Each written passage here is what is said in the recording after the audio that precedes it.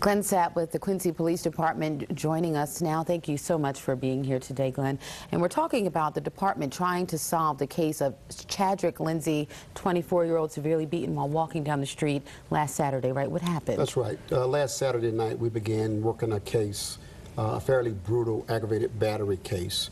Mr. Lindsay, our victim, had been in our downtown area, an area that has restaurants, bars, game rooms, and he'd been socializing with friends. Well, about 1:30, Mr. Lindsay decided he was going home, and he began walking home. He lives less than 2 miles away from the downtown area. Okay.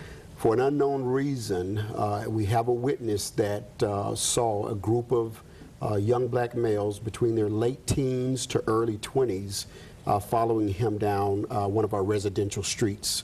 The witness just had a feeling the way the group was pacing him and speeding up their pace that something negative was going to happen.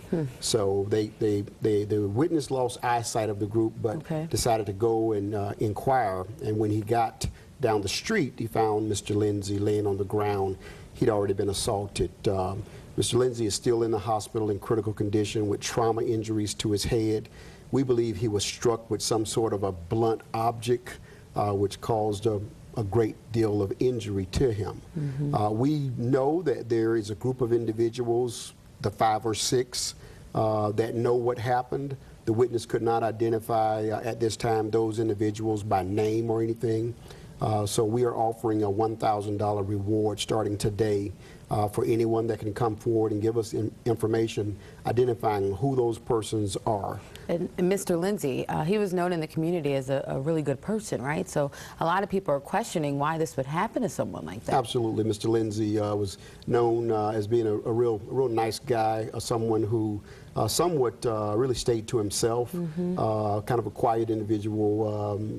A lot of his friends just saying the guy had a sweet personality. So why he was targeted is one of our big questions, what the motive was for this attack. It's really a sad situation. What is your message to anyone out there who may have seen what happened? Well, like I said, we're putting a $1,000 reward up for anyone with information that can lead us to apprehend these persons who are responsible for this.